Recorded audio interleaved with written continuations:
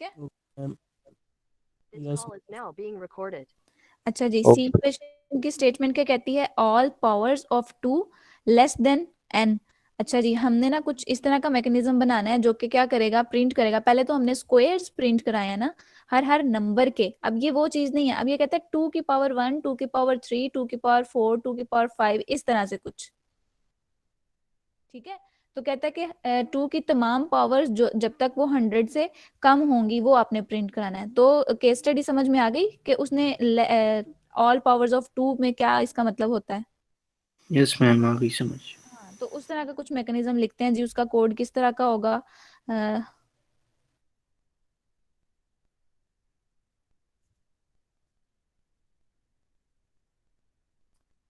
Again हमने counter के ऊपर भी काम करना है, पावर के ऊपर भी काम करना है। तो काउंटर वेरिएबल के अंदर रख लेते हैं 0। एक वेरिएबल बना लेते हैं, उसके अंदर हम पावर सेव कर लिया करेंगे। इनिशियली भी हम उसको 0 दे देते हैं। और मेरा ख्याल है कुछ नहीं चाहिए इसके लिए, चाहिए होगा तो हम दोबारा बना लेंगे। वाइल लूप में क्या करना है, वाइल कंडीशन में लिखते हैं, काउंटर के साथ भी कर सकते हैं। और अगर काउंटर की पावर लेनी है तो वो कुछ इस तरह का होगा ना, मैथ फंक्शन यूज करके समहाउ, लाइक मैं ऐसा करती हूँ, यहाँ पे ही कर देती हूँ वो काम।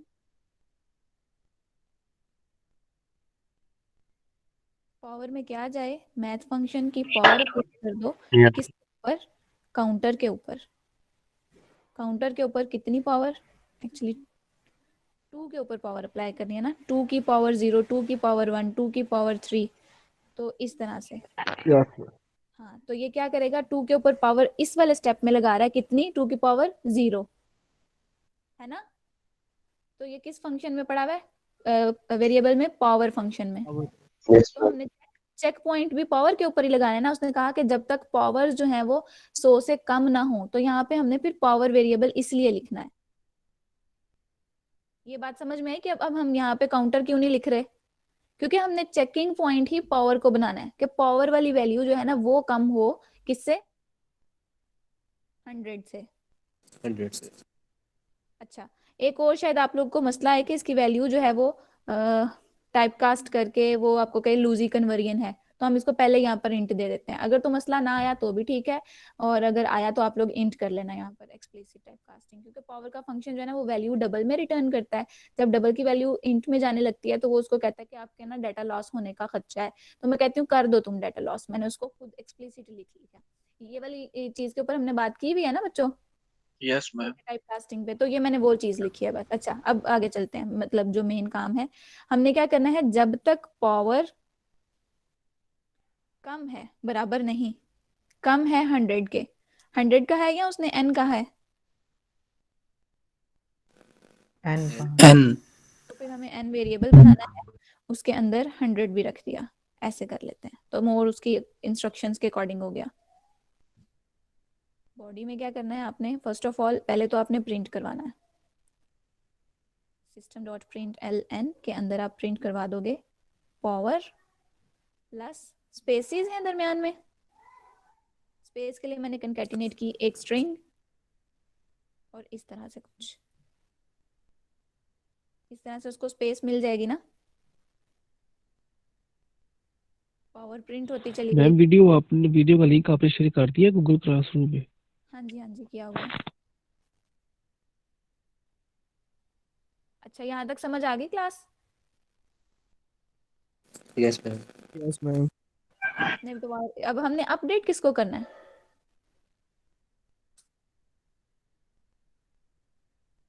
काउंटर को। Counter counter. को। और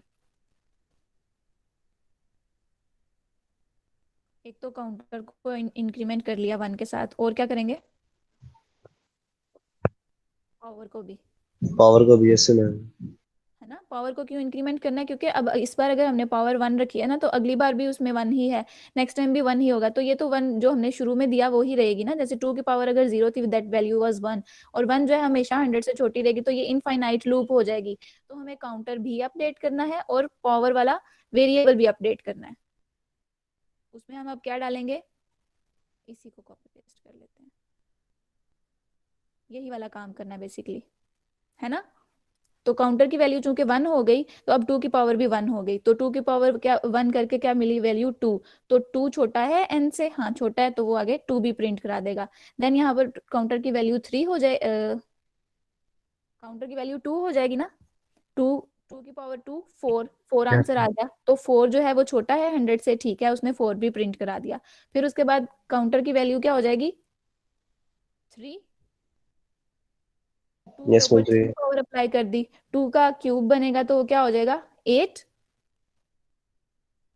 अब पावर वेरिएबल में 8 आ गया, तो क्या 8 छोटा है 100 से, कहते हैं हाँ छोटा है 100 से, उसने 8 भी प्रिंट करा दिया। अगेन काउंटर की वैल्यू अपडेट हुई, 4 हो गया, है ना, फिर 2 की पावर 4, इस तरह से ये अप्लाई होता चला जाएगा। एट दी एंड वो आपको जितने भी पावर्स 100 से कम होंगे सारे प्रिंट करवा देगा।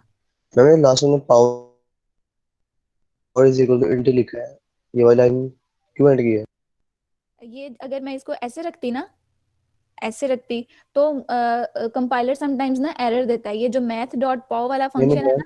हाँ हाँ, मैं पूछ रहा हूँ कि ये लाइन क्यों यूज की है, मैंने सारी लाइन। अच्छा, सारी लाइन वो इसलिए कि अगर मैं इसको नहीं लिखती लेट से, तो लूप आपका कैसे चलता, लूप के अंदर यहाँ पे वैल्यू क्या है 1, 1 छोटा है 100 से, ठीक है, वो उसको करने देगा और यहाँ पे प्रिंट कर देगा 100, ऐसे ही है, 1 प्रिंट यस, कर देगा। फिर उसके बाद काउंटर की वैल्यू अपडेट 1 हो गई, 1 हो गई, लेकिन पावर में क्या है, और 1 है।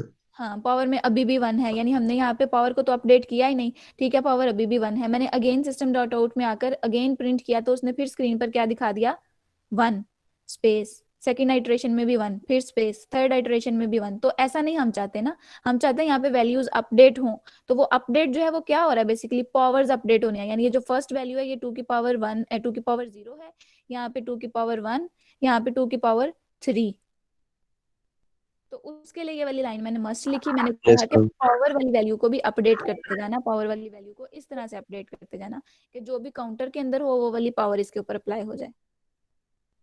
Okay, yes ma'am. तो इसका आप स्क्रीनशॉट ले लो अगर लेना